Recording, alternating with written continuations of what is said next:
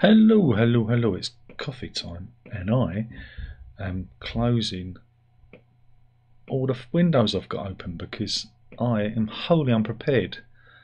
I just started it all up and I realised that I should have tidied my desktop before I start. I am a bad boy. Whoops, I thought I'd be with you in a minute. You talk amongst yourselves. Here we go, I think I'm ready now.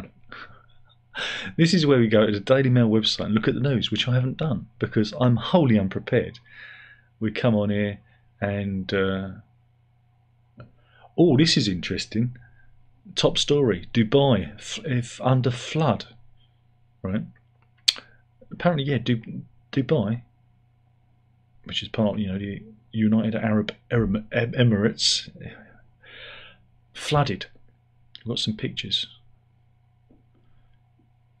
Here we go. Look at that. And of course, you don't really. This is today. It's today's date.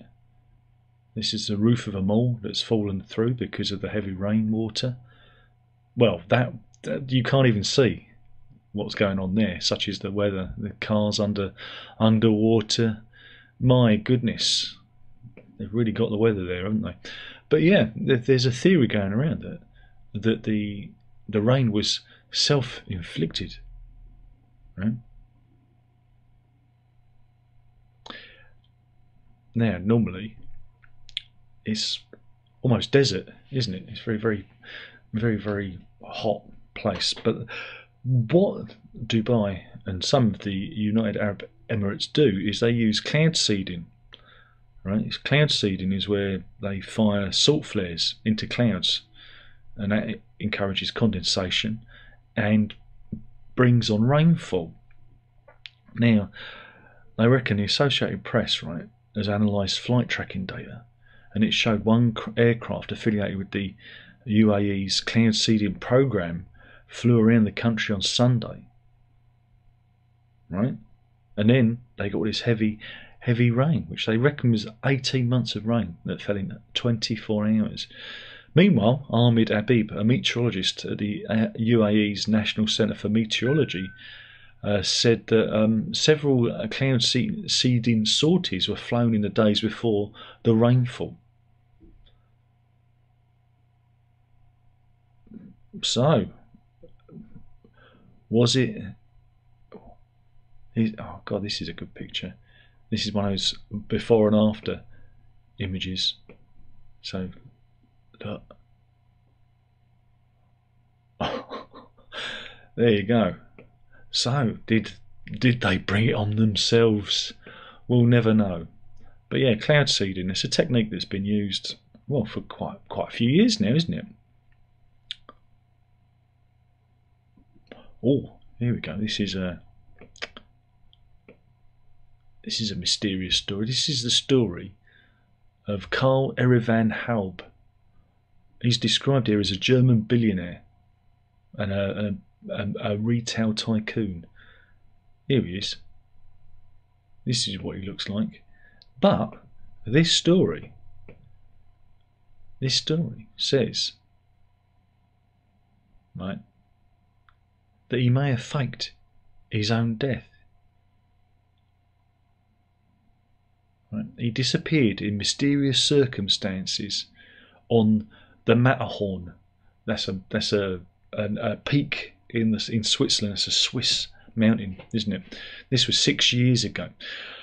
He was apparently training for a ski mountaineering race when he disappeared on April 2018 in Zermatt in Switzerland. And the billionaire was last seen heading up the mountain in a lift on his own. And he never returned.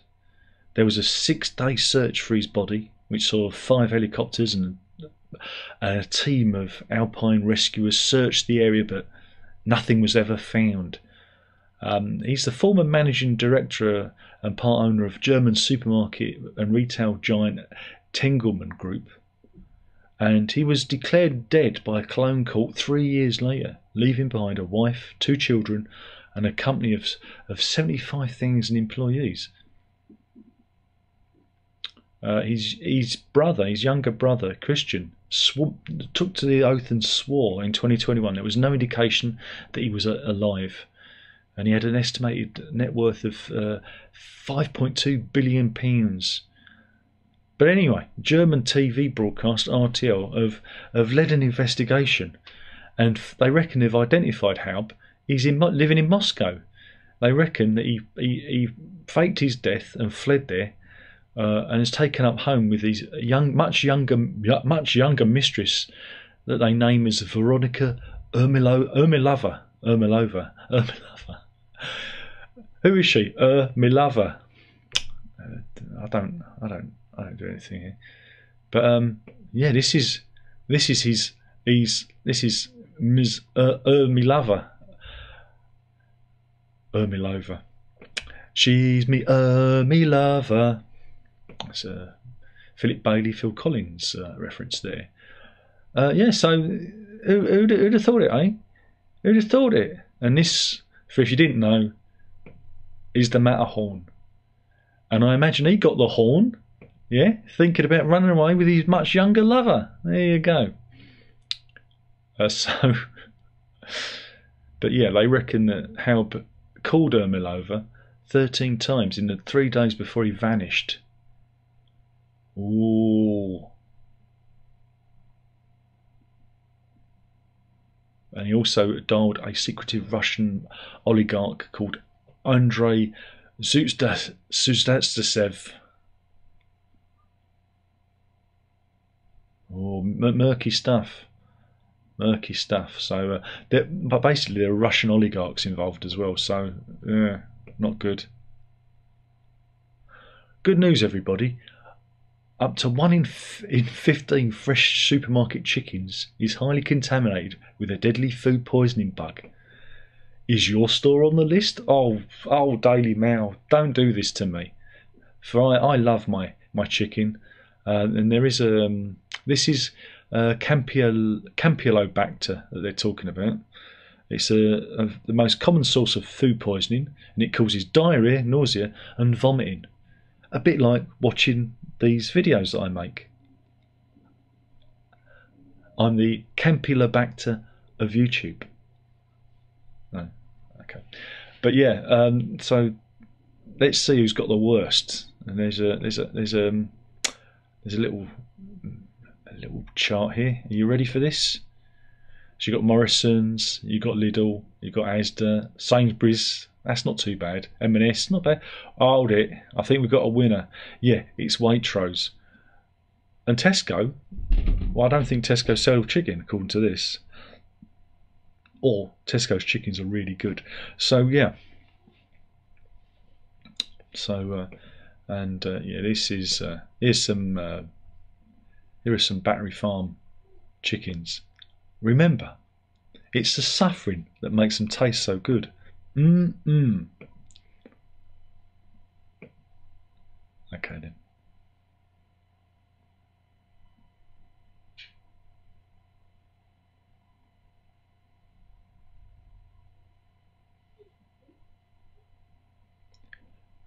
We've got this. I think we did some of this case the other day. Where was it? Yeah, Kevin Legg. We did this one.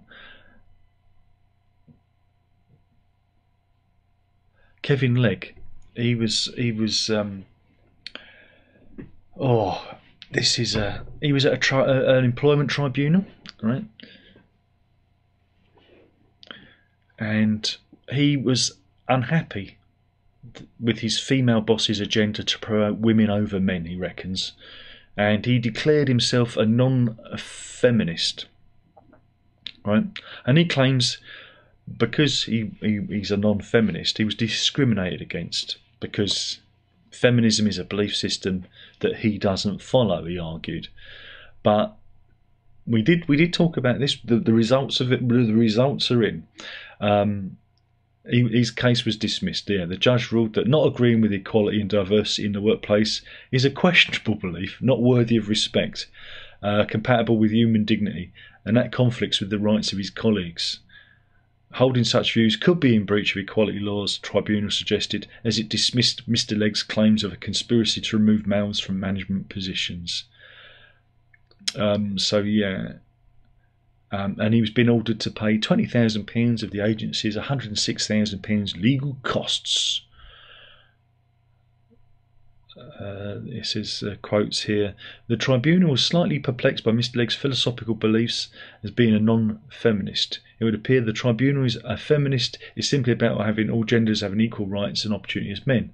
Something the Environment Agency strive to achieve is an inclusive workforce and still maintain that the best candidate for the roles is an aspiration that the workforce fully reflects the diversity of the society it seeks to serve.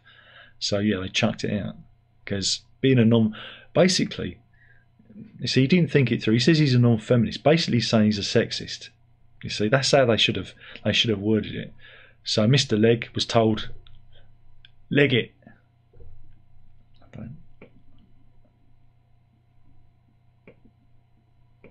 Meanwhile, let's go to Poole in Dorset and the story of Maisie Beth. She's good news. Good news. She's celebrating that having a baby, right? Like you do. And here's a picture of new parents. Maisie Beth took this picture, but she's with her partner, with the baby. There you go. Ah, isn't that nice? Isn't that lovely? Isn't that lovely? And here is Maisie with an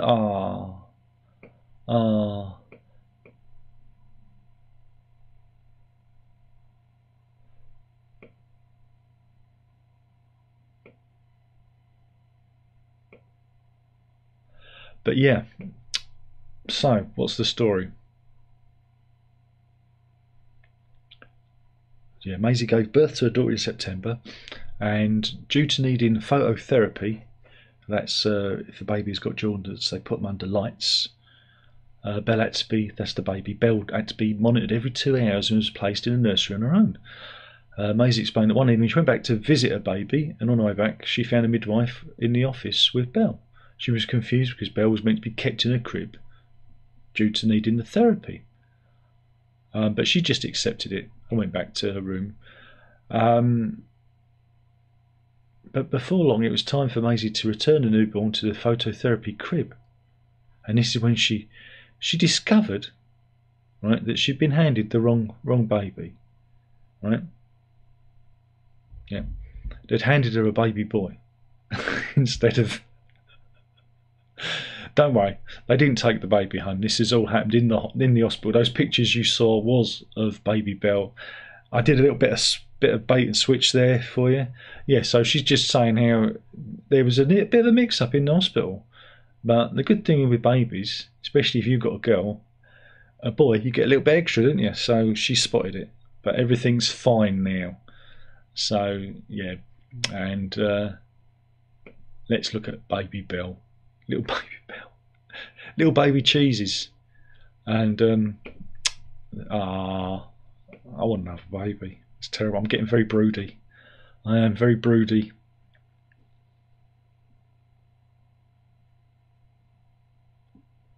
Oh, here's a headline, but it's on the Mail Plus website, so we can't do it.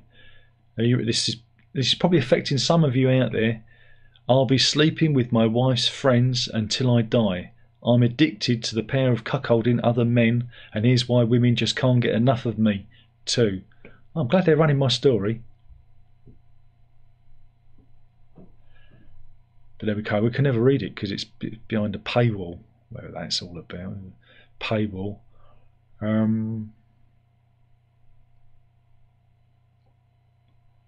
Oh, we've got a neighbours from hell dispute. A horse whisperer. He goes, "Come over here. Come over here." Shh. Like that. He speaks very quietly to them. I love the idea, horse whisperer. But anyway, a horse whisperer and his wife are locked in a £300,000 feud with their neighbours. David Catchpole and his wife Sally have been rowing for 8 years with Stephen Samet and his wife Sandra about who owns the area between their rural homes in leafy Surrey. In 2018, the Catchpoles won a civil case at Winchester Crown Court, which ruled the Sammets had no right to prevent them using the land. The Sammets were ordered to pay £65,000 costs to Catchpoles, which rose to £122,000 when they lost an appeal at the High Court. The Catchpoles have had to spend around £140,000 in legal fees. Whew! Remember, very expensive business.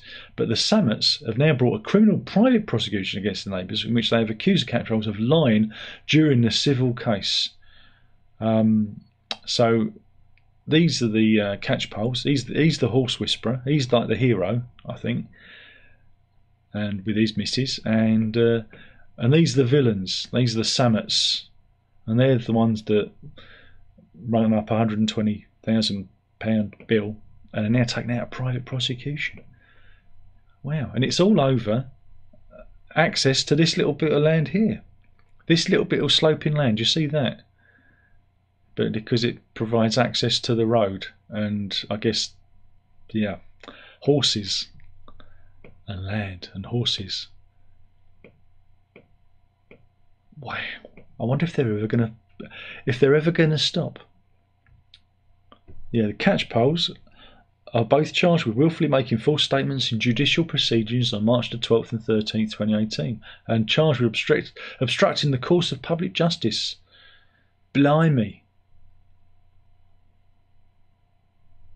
Blimey. The hearing... well, the Sammets have applied to the CPS, that's the Crown Prosecution Service, to take over the case and finance it. Right.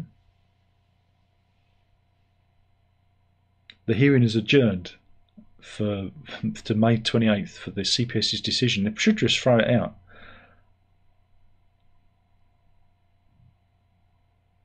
But yeah, Stephen Sammet studied classical guitar at London's Trinity College of Music and is CEO and founder of Aldershot's Rock and Pop Foundation. There you go.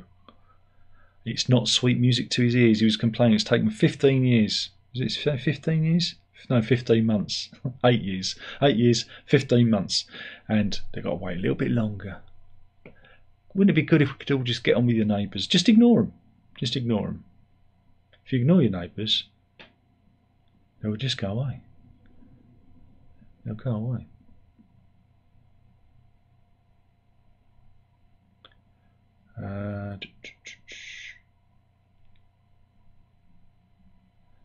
What else have we got?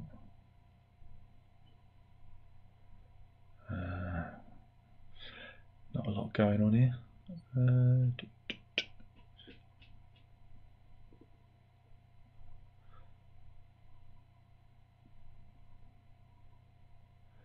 Yeah, this is we're following up Mr. Farage. He was in Brussels. I don't know if you remember. They were doing a national conservatism conference in the Belgian capital, and you had Farage, Suella Braverman, Viktor Orban among some of the people there. But there we go. Look at this. This is members of the Belgian police informing the event organisers not to let anyone into the event at the Claridge on April the 16th. That was yesterday. So yeah, they were banned. They make it sound like they're far right. But here is old Braverman giving a speech. She's saying, I saw David Cameron's cock and it was that big, and he put it in a pig's mouth. Why not? Why not? But yeah, this is Emir Kir. He's the mayor of Saint-Just-Ten-Nood, where the event was held, and he said he would immediately take measures to ban it. So he doesn't. I've done it again. Stupid fingers. Maybe it's early onset Alzheimer's. But yeah. And here's Viktor Orban saying, I like the cut of my coat, like that. Look at that. Nice bit of schmutter. He went, look at that. Got it down the lane. And yeah, Farage went on to blast the Brussels elite and said it's like a form of fascism for not allowing other views to be allowed. Again, it's a bit odd. I mean, I don't think they're... I know we don't like conservatives, but You've got to have all kinds of debate. They're not doing anything naughty, are they? See, the more they ban these things, the more people like me report on them, you know? Because it's interesting. You shouldn't ban speech. You shouldn't ban speech. We don't want to be like the commies, do we? Or maybe we do. Leave your comments in the comments box below. And if I don't like them, I'll ban you. How about that? Yeah. Well, that's not a good one. Can't do that one.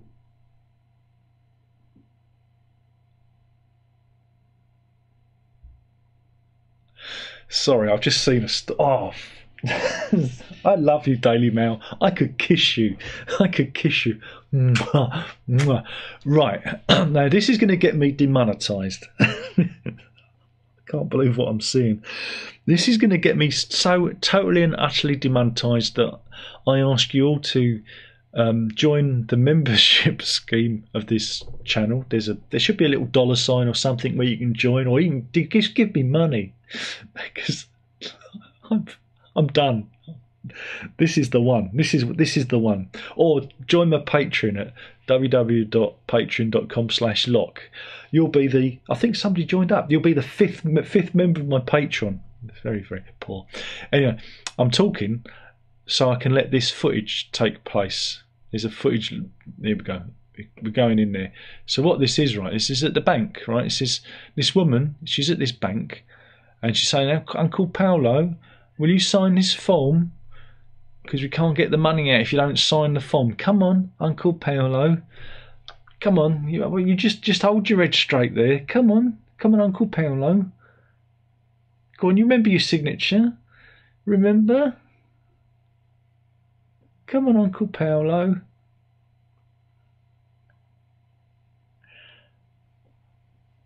Poor Uncle Paolo. He's obviously not feeling very well. He's just not feeling it. So he's signed the form. Don't give me any more headaches, she's saying. Yeah, he's not well. He's not well. Poor Uncle Paolo. He's not well at all, is he? What do you reckon? Too much to drink? Yeah, probably too much to drink. No, it's not too much to drink. Uncle Paolo's dead. Yeah, a woman wheeled in a corpse into a bank and tried to get to sign off a loan in her name. Fucking hell. Oh boy, just when you think you've seen it all. Yeah, the woman, Erica de Souza Vieira Nunes, was arrested at the scene and told police that she was the niece and carer of Uncle Paolo. But yeah, Paolo Roberto Braga, who was 68, had apparently passed away a few hours earlier. And yeah, they're checking CCTV to see if she was on her own, if she acted on her own. Wheeled him in there. Poor. Apparently the loan was for 17,000 Brazilian reais, which is the equivalent of around £2,500. But this has happened before. Apparently last July in Ireland, two men, Declan Hohe and Gareth Coakley, tried to wheel a dead man into a post office and claim his pension. Hohe got 2 years in prison and Gareth Coakley got 18 months. Yeah, they dragged the body of Peter Doyle. They kept his hat on into the post office, and the CCTV footage was shown at the Circuit Criminal Court in Carlo. And Jorge was described as a nephew of the dead man. So yeah, that's me done. That's me done. So yeah, let's just have a laugh. Come on, Uncle Paolo. You could say he was dead tired, couldn't you?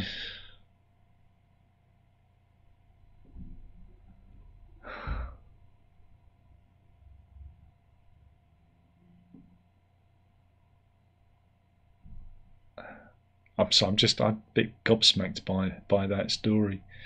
Gobsmacked. Oh, I can't do that one.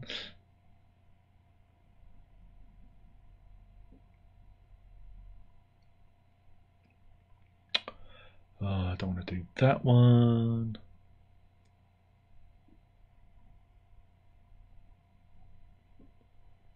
What else have we got?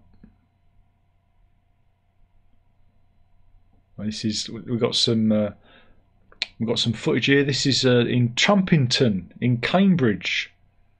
Are you ready for this? Are you ready? Surprise! That was the police. They were looking for a serial burglar, Gareth Farrington, right? He decided, you know what I'm going to do? I'm going to hide in a cupboard.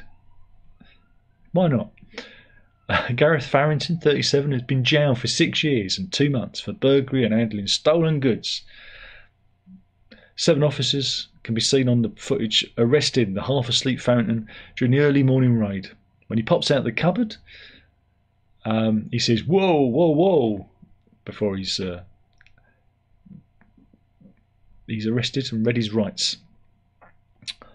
But Nia, the 37-year-old, has had his 6-year prison sentence extended by 2 years after he was linked to further burglaries in the Cambridge area. And here he is. Oh, it's gone a bit frozen. I do love it when it does that. And here's the mugshot. He's thinking, I would have got away with it if they hadn't have opened the cupboard door. Again, they're not very smart, these criminals, are they? Not very smart. What else have we got? I must admit, there's a distinct lack of animal stories.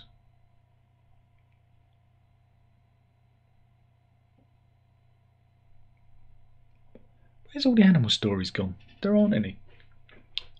This isn't good. I'm gonna have to look in the old file.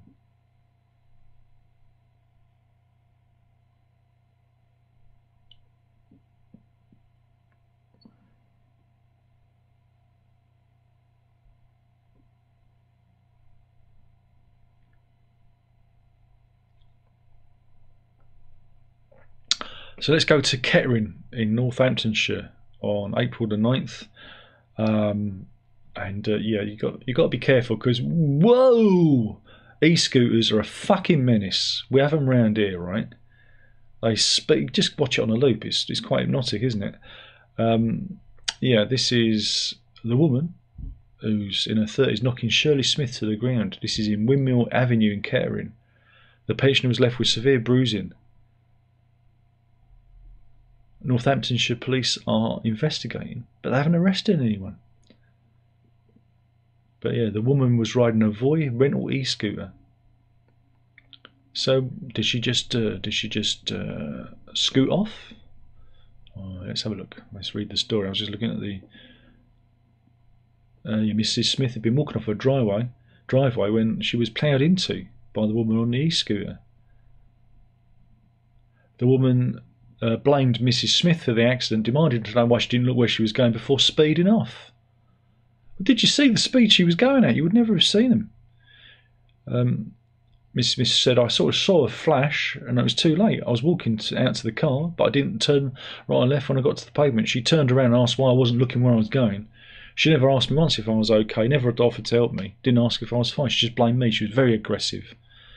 Again, e-scooters shouldn't be ridden on the pavement. Arrest her, throw her in jail. In fact, just hang her. Meanwhile, we haven't had a ULEZ story for ages. Remember ULEZ from Mayor Khan? I haven't done that for a long time. Obviously, the Daily Mail have called on Khan. But yeah, apparently motorists claim they're being fined for not paying their ULEZ charge by cameras that have wrongly identified their cars as being within the zone. One driver even received a fine even though his car was parked in Manchester. It's quite a long way from London, isn't it? Meanwhile, another driver found himself receiving a dreaded fine as part of his number plate matched that of another vehicle that drove through the ULEZ zone, and it confused the system. Yeah. Apparently there are loads of instances where the ULEZ cameras have been getting it wrong. And here's a picture of a ULEZ camera for you. And here's Mayor Khan just thinking of all that lovely lolly. Mind you, the other day, last week when we went to Harlow, they have an automatic number plate recognition thing in the car park where you park up. It got the missus's number plate wrong. Yeah, so they can be wrong. So we had to put it in manually so we could pay and leave.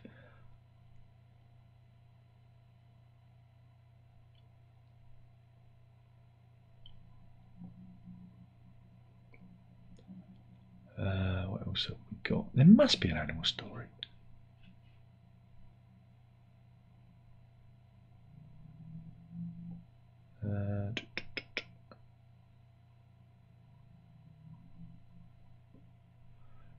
There are animal stories, but they're not good animal stories.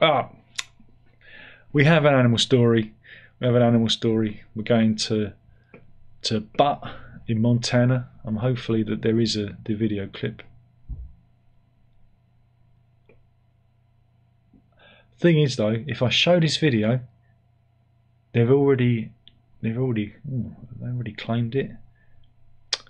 Oh, what the hell! I can always edit it out.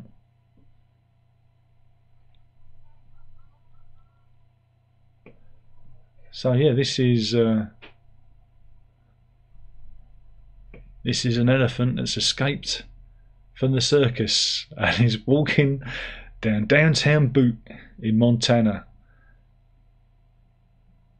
I think he wants to go to the casino. He seems to be, he's purposely striding. He seems to know where he's off to, doesn't he?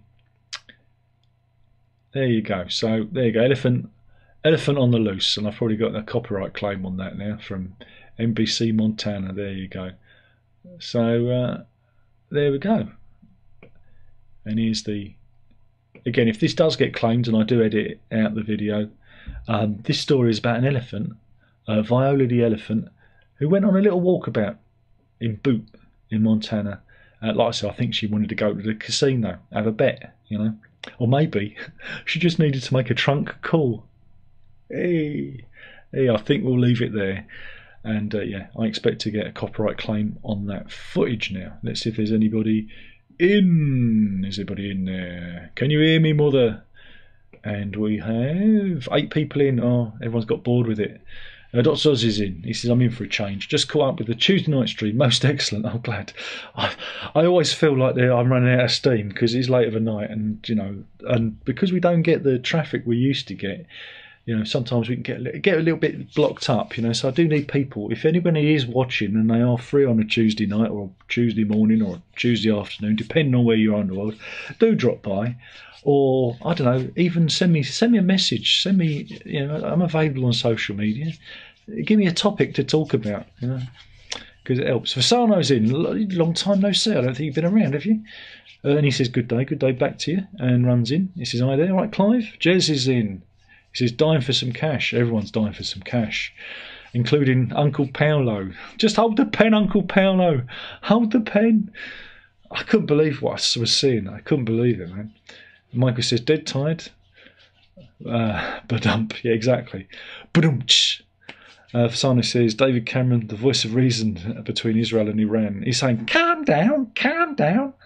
I don't know. I kind of want World War III to happen. I kind of, you know, because we didn't get the post-apocalyptic future with Brexit, I'm thinking World War III. You know, nuclear wasteland. Could be quite fun in the region, couldn't it? But who knows? Could be fun.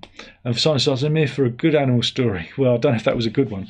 Elephant with a mission to win some money at a casino. It does look like it. He was marching, or she was marching purposely through the town of Butte in Montana, and yeah, I was thinking of Frank Zappa and Floss. I don't know what I just Montana. Anyway, that's it. I'm killing it. One video at a time on this channel. Oh yeah. And that was the news. Thank you for watching. Hopefully you enjoyed it. If you didn't, fuck off. And we'll do this all again soon. There's only one more thing left to say, and by now you should know what that is. And hopefully I can press the right button Let's drink out. Ta ta.